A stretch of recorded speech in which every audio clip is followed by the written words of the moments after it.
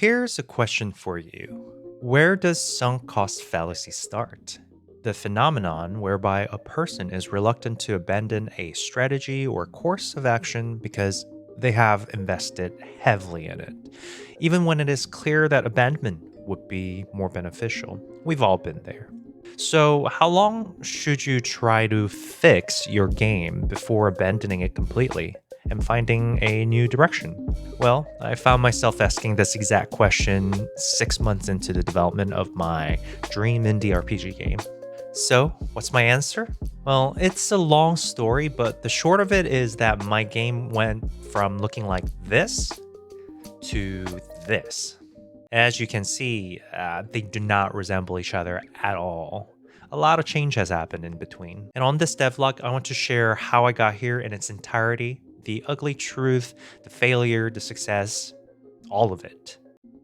If you're just looking at a product, if you're just looking at something that you love, art, whatever, you can work on it forever, I feel like. I thought maybe it would be a great idea to target some sort of submission. PAX West is coming up, which is a game conference.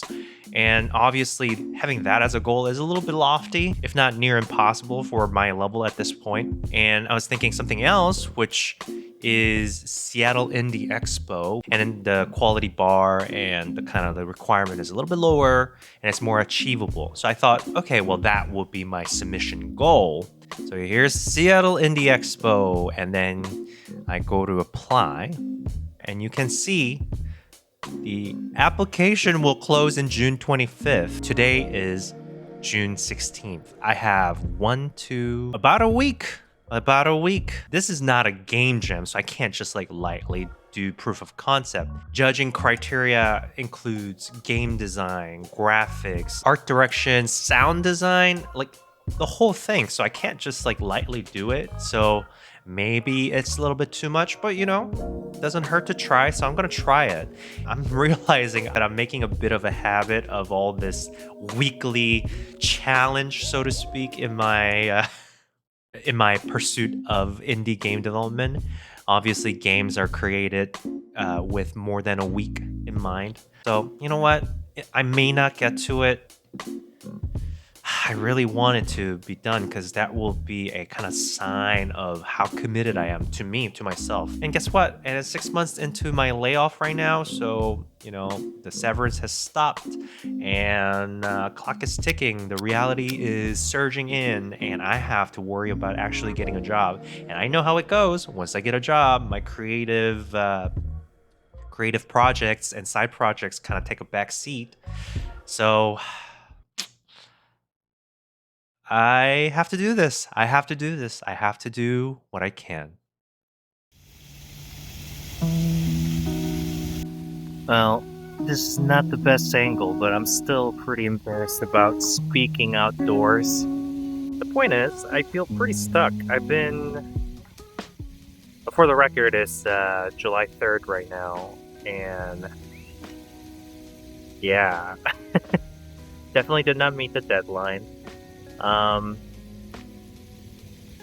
Mainly, I have been struggling with the visual direction.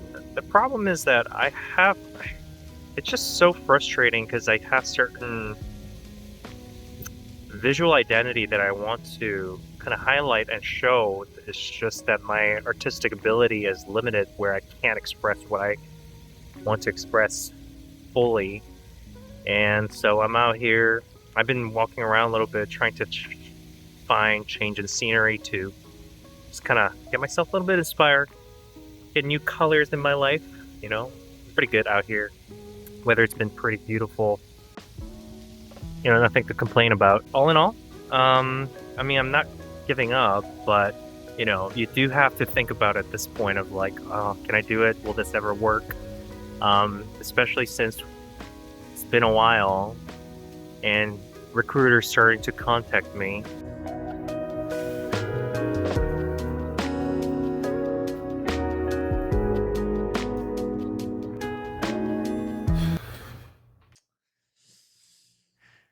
Oh, what a mess.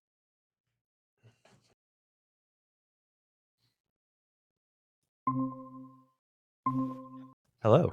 Hello. How's it going? Hi, I'm good. How are you? Doing all right. This is interview.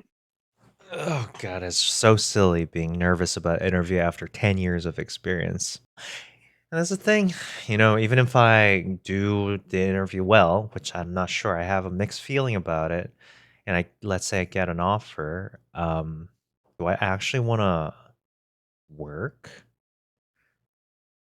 I don't know.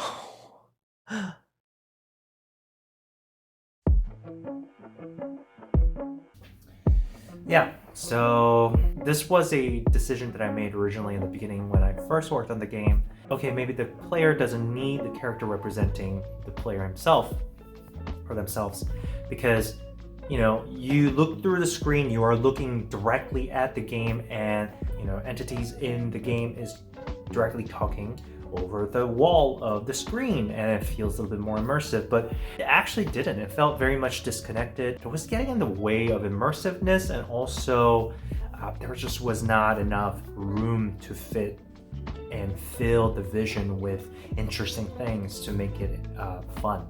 Yeah, so I thought it would be good to have the player character be able to move around within the game, within the world. So I'm working on that, and there's a lot of work to be done with the pixel arts. So now that I have a clear direction, I'm gonna focus on that.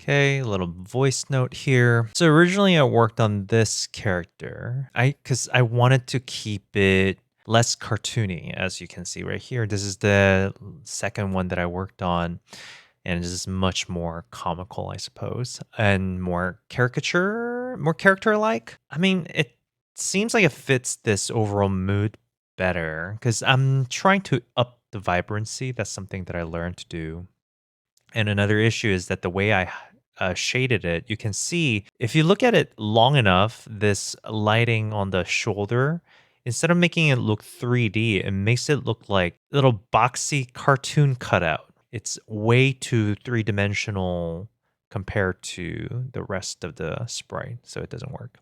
Which I like in some ways, like the way the face looks, I do enjoy it. It just doesn't fit where this is going.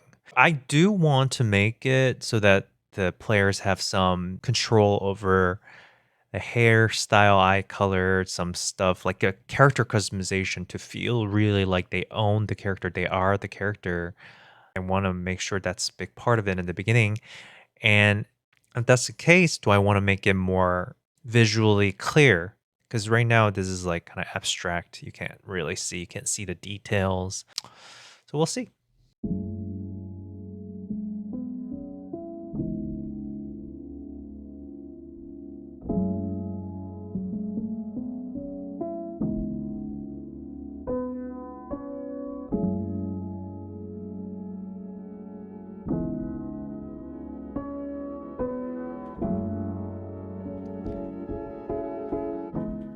I can already see it.